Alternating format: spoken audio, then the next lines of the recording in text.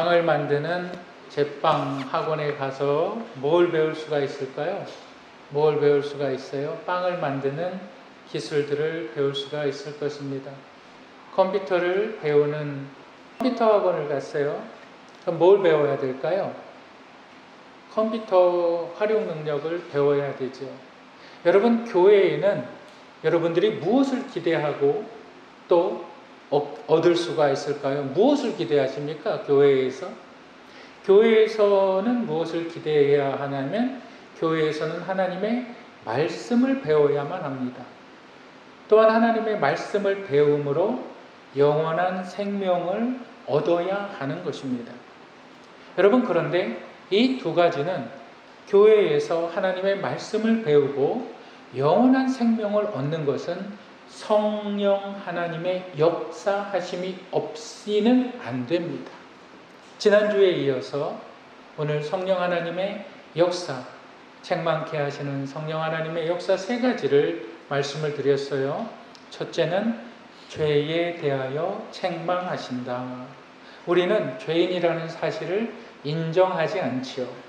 그런데 죄인이라는 사실이 인정되는 것, 성령 하나님의 역사로 죄에 관하여 내가 죄인이라는 사실을 인정하는 것, 그리고 두 번째는 의에 관하여 속죄소이신 예수님께서 모든 죄악을 속죄하심으로 말미암아 그가 시은소가 되셨다.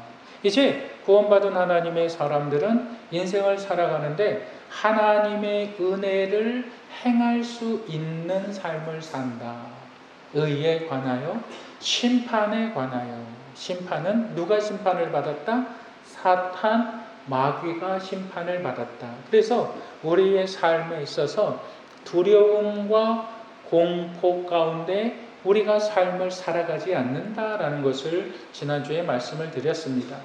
그리고 오늘 두 번째로 성령의 사역에서 따라하시겠습니다. 중생케 하시는 성령의 역사. 중생, 다시 태어나게 하는 성령의 역사. 여러분, 다시 태어난다는 것을 성경에서는 거듭남의 사건이라고 말하고 구원의 사건이라고 말을 합니다. 그런데 중생이라는 것은, 거듭남이라는 것은 여러분 한번 생각해 보시길 바랍니다. 여러분들이 말씀에 대한 아무런 기초적인 지식이 없어요. 교회를 처음 나왔어요. 근데 목사님이 당신은 거듭나야 됩니다 라고 말을 해요. 거듭남이 뭐예요? 다시 태어나는 것입니다 라고 했을 때 여러분들이 교회에 처음 나온 사람이에요. 성경을 한 번도 읽어본 적이 없어요. 기도가 뭔지 찬양이 뭔지 아무것도 몰라요. 근데 다시 태어난다고 했을 때 그렇다면 그 처음 나온 사람이 뭐라고 생각하겠습니까?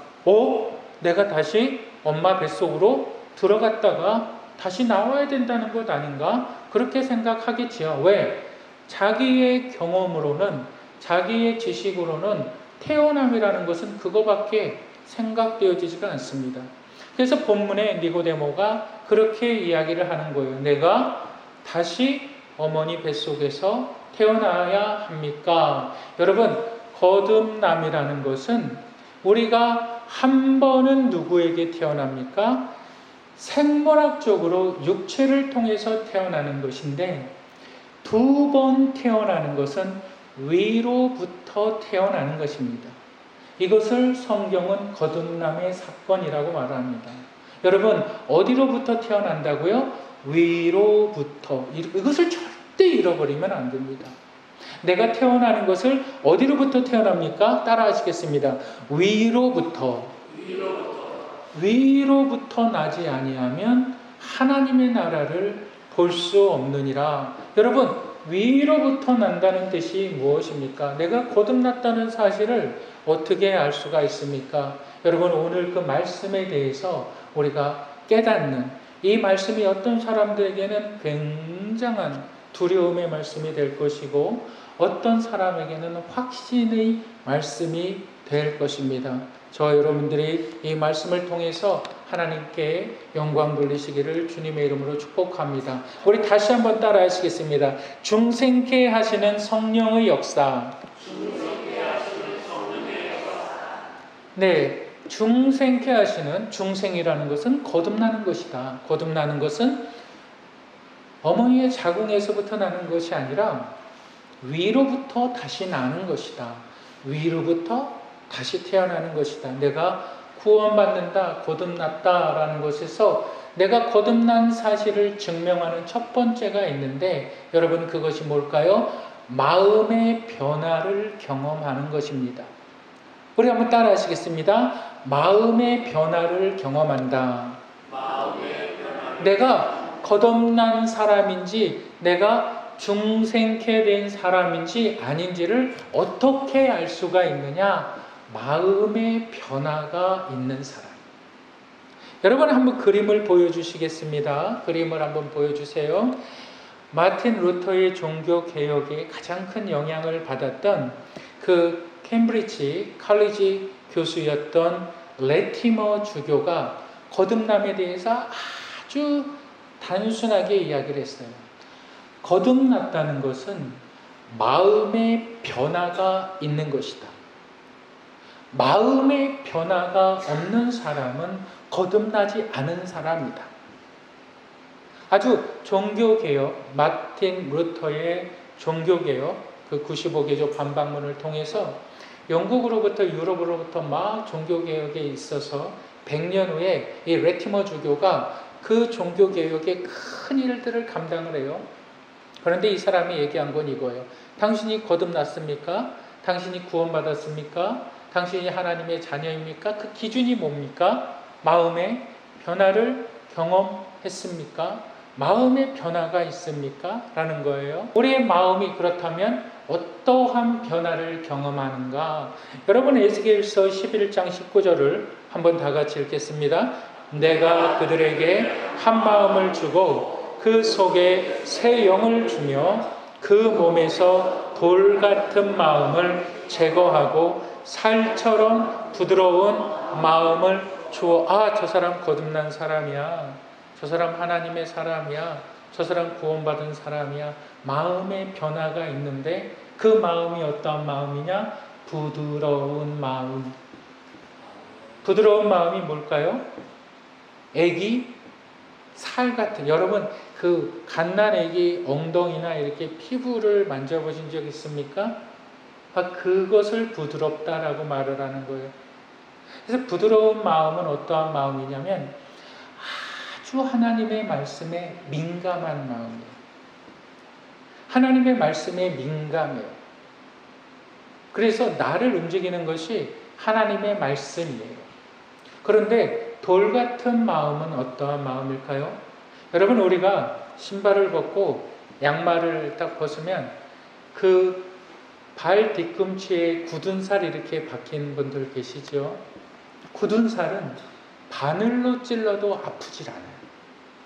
바늘로 찔러도.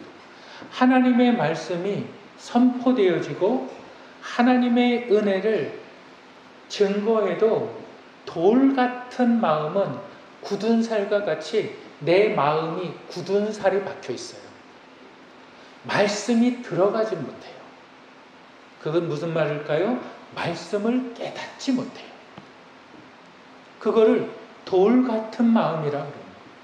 그런데 거듭난 사람들에게는 하나님께서 한 영으로, 성령으로 부드러운 마음을 주십니다. 부드러운 마음, 내 마음이 부드러운 마음으로 변화된 것을 경험한다는 거예요. 내 마음이 어떠한 마음으로? 부드러운 마음으로 변화된 것을. 누가 경험을 합니까? 내 자신이 경험을 한 거예요. 내가 그런 사람이 아니에요. 내가 막 분노를 일으키고 막 화를 내고 언성을 높이고 막 욕을 하고 막 다른 사람에 대해서 막 험담을 하던 사람. 여러분 그런 사람이 부드러운 마음의 사람일까요?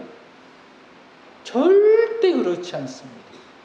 하나님 말씀에 대해서 내가 민감한 사람들이, 하나님의 말씀에 대해서 민감한 사람들이 사람에 대해서 정죄할까요?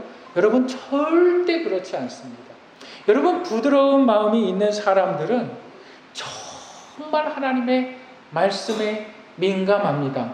그리고 내 마음에 변화가 있는가? 내 삶에 변화가 있는가? 일평생 동안 살아가면서 그 자신의 성격 하나도 바뀌지 않는 사람들이 있어요. 성격은 안 바뀐다 그래요. 그 사람의 습관은 안 바뀐다 그래요. 그것이 어떤 사람이에요? 굳은 마음의 사람. 그래서 성령의 역사는 사람의 능력으로 되는 게 아니에요. 성령의 역사는 사람을 새 마음으로 이식시켜 버린다는 거예요. 화 잘 내는 사람이, 소리 지르는 사람이, 다혈질적인 사람이 바뀌어지는 거예요. 대표적인 사람이 누가 있을까요? 베드로. 베드로는 어떤 사람이에요? 예수님을 따라다니면서까지 아주 지잘난 사람이죠. 예수님을 잡으러 왔을 때에 니들이 뭔데 감히 우리 예수님을 잡아갈 수가 있어 하면서 단도를 꺼내서 로마 병정의 귀를 잘랐던 사람이 베드로죠. 그런데 그 베드로가 부활의 주님을 만나고 그가 구원받고 나서 어떠한 사람이 됩니까? 이로써 그 보배롭고 지극히 큰 약속을 우리에게 주사 이 약속으로 말미암아 너희가 정욕 때문에 세상에서 썩어질 것을 피하여 신성한 성품에 참여하는 자가 되게 하려 하셨느니라. 베드로가 자신을 뭐라고 이야기하냐면 신의 성품, 신성한 성품에 참여하는 자가 되었다 이렇게 말을 하고 있어요. 근데 이제 성경 앞으로 돌아가셔도 됩니다. 여러분, 마음의 변화를 경험하는 사람, 그 중심에는 하나님의 말씀에 대한 것이 있고 또한 뭐가 있냐면 사람을 사랑하게 됩니다. 여러분 한번 생각해 보세요. 똑같은 땅이에요. 똑같은 땅이에요. 근데 이 종류가 두 종류의 땅이 있어요. 하나의 땅은 옥토 같은 땅이 있어요. 뭐든지 심으면 잘 돼요. 똑같은 땅인데 하나의 땅은 쩍쩍쩍쩍 갈라져 있어요. 뭘 심어도 안 돼요. 그런데 한쪽에는 뭘 심어도 열매들이 잘 맺혀지고 한쪽에는 뭘 심어도 안 된다. 이것을 성경은 뭐라 그러냐면 뭘 해도 안 되는 사람, 뭘 해도 안 되는 땅, 옛 사람이라고 말을 하는 거예요. 뭘 해도 되는 사람, 뭘 해도 열매 맺는 사람, 새 사람, 새 마음을 받은 자. 이것은 성령의 역사하심으로. 그래서 이 사람은 날마다 삶의 열매를 맺어요. 무슨 열매를 맺을까요? 감사와 기쁨의 열매를 맺고 이 열매들로 인하여서 증거가 나타나요. 무슨 증거가 나타납니까? 사람을 사랑해요. 한번 따라해 보세요. 나는, 크게 따라하세요. 나는 사랑하는가? 따라해 보세요. 나는 사랑이 있는가? 자신한테 물어보십니다. 여러분, 우리 한번 요한일서 3장 14절, 이 사랑에 대해서 요한일서 3장 14절 다 같이 읽어보실까요? 시작. 우리가 형제를 사랑함으로 사망에서 옮겨 생명으로 들어간 줄을 알거니와 사랑치 아니하는 자는 사망이 머물러 있는 거죠. 사랑을 무엇으로 비교합니까? 여러분, 말씀을 잘 보세요. 주의 깊게 보세요. 정신 똑바로 차리고 보세요. 흐리멍텅하게 있지 마세요. 그 흐리멍텅으로 몇십 년을 왔습니다. 정신 똑바로 차리고 말씀을 똑바로 들으세요. 뭐라고 말합니까? 사랑이 없는 자는 사망 가운데 있단 말입니다. 사랑이 있는 자는 생명으로 옮긴 자라고 말을 합니다. 구원받은 사람은 사랑할 줄 안다고 말합니다. 구원받지 못한 사람은 사랑하지 못하는 자라고 말해요. 여러분 거듭났습니까? 여러분 정말 성령의 역사를 경험했습니까? 형제를 사랑하십니까? 교회에서, 가정에서 형제를 사랑하십니까? 교회에서 형제를 사랑하십니까? 자매를 사랑하십니까? 말을 그렇게 하시나요? 행동을 그렇게 하시나요? 똑바로 자신에게 물어보세요. 내가 거듭났는가? 똑바로 자신들에게 분명히 물어보세요. 내가 거듭났는가? 성령의 역사. 내가 새 마음을 얻었는가? 새 마음은 성령의 역사로 주어지는 것이고, 새 마음을 받은 사람들은 마음이 부드럽습니다. 마음이 부드러워요. 단절시키지 않아요. 사람과 사람과의 단절을 만들어내질 않아요. 이 사람도 소중하고 저 사람도 소중하고. 여러분, 성령이 중생케 하시는 역사에서 우리가 기억해야 하는 두 번째가 있는데, 우리 한번 따라 하시겠습니다. 성령의 내재하심. 내재하심이라는 것은 내 안에 dwell, 내 안에 머문다, 함께 하신다라는 뜻이에요. 여러분 한번 생각해 보세요. 성령이 내 안에 함께 사세요. 여러분, 사람이 생판 알지도 못하는 여자와 남자가 결혼을 해요. 만나서 영향을 받아요, 안 받아요? 여러분 한번 생각해 보세요. 서울에 사는 남자가 전라도에 사는 여자랑 결혼을 했어요. 영향을 받아요, 안 받아요? 받지요. 경상도에 사는 남자가 서울에 사는 여자와 결혼을 했어요. 영향을 받아요, 안 받아요? 받아요. 너는 왜 김치를 그렇게 먹냐? 너는 왜 음식을 이렇게 하냐? 우리는 이렇게 안 하는데 영향을 받습니까? 안 받습니까? 받지요. 하물며 사람도 사람에게 영향을 받는데 삼위일체의 한 분이신 성령 하나님께서 내 안에 거주하시는데 성령 하나님의 영향을 받지 않아요? 받지요. 여러분 한번 고린도전서 3장 16절을 읽겠습니다. 하나님의 성령이 알지 못한다는 뜻이에요? 안다는 뜻이에요? 역설법이죠? 알지 못하느냐, 이 말은 뭐예요? 내가 모른다는 뜻이에요? 안다는 뜻이에요? 안다는 뜻이에요. 내가 성령이 내 안에 있는 것을 내가 안다는 뜻이에요? 모른다는 뜻이에요? 안다는 뜻이에요. 그러면 내 안에 성령이 계시면 성령의 역사하심을, 성령의 내재하심 가운데 성령의 영향을 받을까요? 안 받을까요? 받지요. 부모와 자식 간에도 영향을 받아요? 안 받아요? 받지요. 친구지간에도 영향을 받을까요? 안 받을까요? 받지요. 얼마나 영향을 잘 받으면 친구 잘 새겨라 그런 말 하잖아요. 친구를 도둑놈을 새기면 너도 도둑놈이 된다, 이 말 아닙니까? 친구를 착한 사람을 사귀면 너도 착한 사람이 된다, 이 말 아니에요? 그렇게 사람은 영향을 주면서 살아가고 영향을 받으면서 살아가는데, 성령이 내 안에 거하신다. 내가 성령이 내 안에 거하시는 걸 내가 몰라요? 내가 몰라요? 구원받지 않은 사람이죠. 내 안에 하나님의 역사하심이 있는가? 성령의 역사하심은 마치 와이파이 같아요. 와이파이. 여러분들이 핸드폰을 전화기를 하나 딱 샀어요. 근데 거기는 모바일 커넥션도 없어요.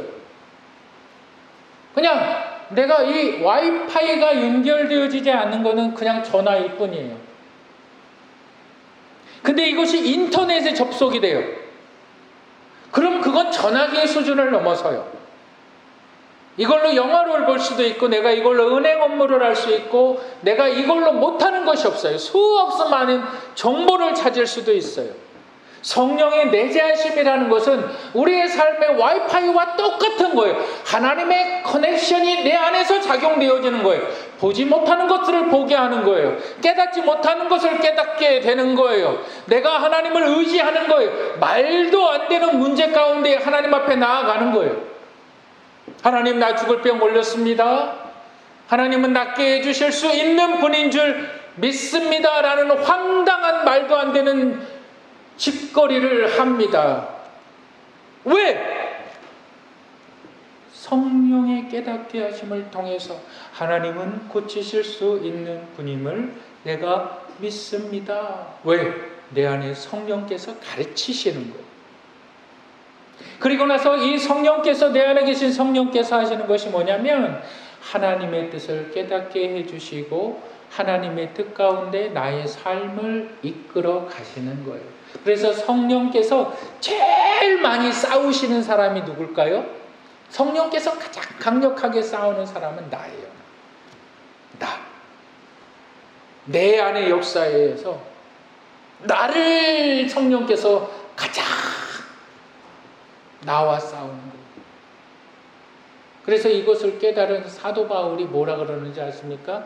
죄인 중에 내가 괴순이라. 여러분, 그 말의 뜻이 뭐냐면 내가 아주 나쁜 놈이다. 사실 그 말이 아니라 내가 죄를 깨달으면 깨달을수록 하나님의 은혜를 더 크게 발견한다는 뜻이에요. 지난주에 말씀드렸듯이 죄라는 것을 깨달을 때 얼마나 큰 은혜가 임하는 줄 아십니까? 내가 죄인인데 내가 누구를 정죄해요? 받아들이게 되고 용납하게 되는. 그 성령의 내재하신 가운데 나타나는 것이 뭐냐면 성품이 바뀌는 거예요. 여러분, 성품이라는 것은 그 사람의 행동, 그 사람의 태도입니다. 그 사람의 태도가 달라지는데, 우리가 읽었던 아까 베드로후서 1장 4절 우리 다시 한번 읽어보실까요? 그래서 그 보배롭고 지극히 큰 약속을 우리에게 주사 이 약속으로 말미암아 너희가 정욕 때문에 세상에서 썩어질 것을 피하여 신성한 성품에 참여하는 자가 되게 하려 우리를 구원하여 주시고 우리를 거듭나게 하신 그 이유가 신성한 성품, 하나님의 성품에 참여하는 자가 되게 하려 하심이라. 여러분, 성품이라는 것은 그 사람의 태도예요. 삶에 나타나는 태도. 여러분, 무식한 사람들, 정말 교육 수준이 떨어지는 사람들이 어떠한 태도를 갖고 있는지 아십니까? 사람을 무시해요. 여러분, 정말 이거 중요합니다. 사람을 무시하는 사람들은 교육 수준이 떨어지는 거예요. 초등학교도 제대로 나오지 못한 사람들이에요. 왜? 근데 그것이 대부분의 어르신들이 그래요. 왜 그럴까요? 여러분, 한번 50년대, 40년대 여러분 그때를 한번 생각해 보세요. 그때 무슨 학교가 있었어요? 무슨 교육을 받아요? 교육을 받을 수가 없어요. 그리고 교육을 받을 필요가 없어요. 왜? 농경사회인데. 농경사회이기 때문에 그냥 내가 농사만 잘 지으면 됐지. 내가 굳이 교육을 받을 필요가 없었던 시대의 사람들이에요. 그런데 그 시대의 사람들이 점점 이제 나이 들어가요. 그런데 나이 들어가면서 사람들을 갖다가 무시를 해요. 많은 사람들이 그래요. 많은 사람들. 우리 한번 그림을 보여줘 보시겠어요? 네. 그 복수당하는 부모 그 전성수 교수가 출판한 책인데, 이 책에 이러한 내용이 나와요. 뭐냐면 한 남자가 어릴 때 아버지에게 밥 흘리면서 먹는다고, 밥을 먹는데 이렇게 상에서 밥을 먹는데 밥 흘리면서 먹는다고 아버지가 숟가락으로 머리통을 탁 때린 거예요. 그럴 수 있어요, 없어요? 그럴 수 있어요, 없어요? 있죠. 그럴 수 있어요. 여러분들 다 맞아본 사람 손 들어보세요. 안 맞아보셨어요? 네. 그럴 수 있죠. 근데 이것이 그 누군가에게는 씻지 못할 상처가 됩니다. 그래서 이 한 남성이 한두 번이 아니라 아버지랑 밥 먹을 때면 자꾸 체하는 거예요. 맞을까봐. 또 아버지 성격이 불같아서 사람이 먹다 보면 흘릴 때도, 저도 밥 먹다가 자꾸 흘리면 제 아내가 뭐라 그러거든요. 흘릴 때가 있죠. 근데 이 사람이 먹다 보면 흘리면 그게 먹는 게 체해버려요. 그러면 아버지가 뭐라 그래? 이 병신 같은 자식이 밥을 해줘도 깨끗이 먹지 못하고, 이 썩어 문드러질 놈이, 이렇게 이야기를 하는 거예요. 그러니까 이 사람에게 어떠한 습관이 생겼냐면, 먹을 것이 있으면 구석에 가서 혼자 먹어요. 마음 편하다. 먹을 것이 딱 생기면 내가 부모 뒤나 아무도 없는 데 가서 내가 거기서 과자를 먹든지 뭘 먹든지 이렇게 먹는 거예요. 왜? 밥을 아버지랑 같이 먹으려고 하니까 얹히거든. 그 얹히면 또 제대로 먹어요? 못 먹어요? 못 먹거든. 그럼 또 맞거든. 그런데 이 남자가 나이가 들었어요. 나이가 들어서 여자를 만나고 아이를 낳고 가정을 이뤘어요. 근데 아이가 5살 되고 4살부터 5살 됐을 때 깜짝 놀래요. 뭘 가지고 놀랐냐면, 자기의 그 조그만한 아이가 밥을 먹을 때, 과자를 먹을 때 숨어서 먹는 걸 보는, 자기 아들이, 내가 아버지가 그 모습을 보는 거예요. 그게 얼마나 고통스러웠던지, 그게 얼마나 마음 아픈 것인지, 그게 얼마나 심각한 장애를 만들어내는지 그 아버지는 알거든요. 근데 그 아들이 그러는 거예요. 그러니까 5살짜리 아들을 붙잡고 이렇게 세워가지고 또 두드려 패는 거예요. 너 왜 구석에서 밥을 먹어? 너 왜 구석에서 밥을 먹어? 왜 떳떳하게 밥을 먹지 못해? 왜 네 맘대로 어깨 피고 밥을 먹지 못해? 아들을, 5살짜리 난 아들을 두드려 패는 거예요. 여러분, 그건 누구를 패는 건지 아십니까? 그 자식을 패는 게 아니에요. 그 부모를 패는 거예요. 왜 나한테 그랬어? 그 부모를 패는 거예요. 그게 이 남자에게는 씻을 수 없는 상처가 되어 있어요. 그게 복수당하는 부모예요. 여러분, 한국 사람들, 아니 믿는 사람들 참 잘못했단 말 안 합니다. 참 미안하단 말 하지 않습니다. 여러분, 죄송합니다. 이제 죽을 날이 가까워하신 분들은 자식들한테 잘못한 것이 있다면 잘못했다고 말씀하세요. 자녀들도 마찬가지. 부모에게 잘못하는 것이 있다면 잘못했다고 말하세요. 그것이 성령의 내재하심 가운데 임하는 하나님의 회개케 하심이에요. 왜 사람들이 잘못됐단 말을 하지 못할까요? 왜 사람을 그렇게 병신을 만들어 놨어요? 나이가 30대 중반인 사람이 그렇게 병신이 돼버렸어요. 그걸 돈으로 환산을 해요? 그걸 어떻게 보상을 해요? 그런데 그 책에서 뭐라 그러냐면, 내 아버지가 나에게 미안하다 한마디만 했으면 내가 이러지 않았을 것입니다. 그래. 내 아버지가 나에게 미안하다 한마디만 했으면 내가 이러지 않았을 것입니다. 여러분, 우리는 그렇게 살아왔어요. 여러분, 교회는 왜 필요할까요? 내가 변화되지 않는다면 교회는 왜 필요할까요? 내가 새 마음을 갖지 않는다면 교회는 왜 존재해야만 하고 하나님의 독생자는 왜 죽으셔야만 했을까요? 여러분, 성령의 역사하심으로 말미암아 우리는 성령의 내재하심 가운데 우리는 새 성품을 받습니다.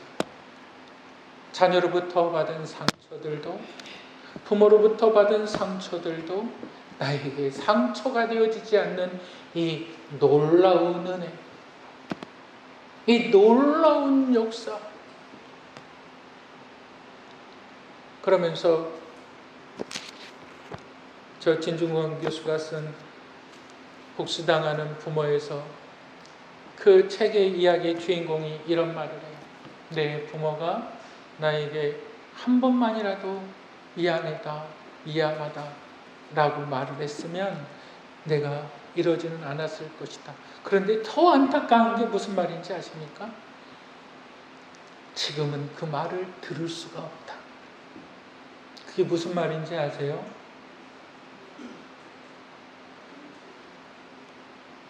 죽은 부모를 지금까지 원망하고 있다는 거예요. 미안하다 말하지 않고 죽은 그 부모를 지금도 원망하고 있다는 뜻이에요. 여러분들은 그렇지 않나요? 내 부모에게, 내 자식에게 미안하다는 말을 듣고 용서받아야 하는데, 용서해야 되는데 그것이 이미 기회가 없어져 버리지 않습니까? 지나가 버리지 않았습니까? 성령의 역사하심으로 인해서 우리는 새 마음을 받습니다. 우리에게는 성령의 내재하심으로 인하여서 우리에게는 새 성품. 여러분 보세요. 나이 든 사람들이, 연로하신 분들이 미안하다는 말을 안 해요. 잘못했다는 말을 안 해요.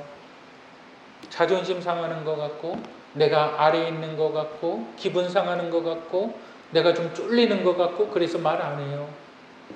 그런데 성령의 사람들은 해요. 왜 하는지 아십니까?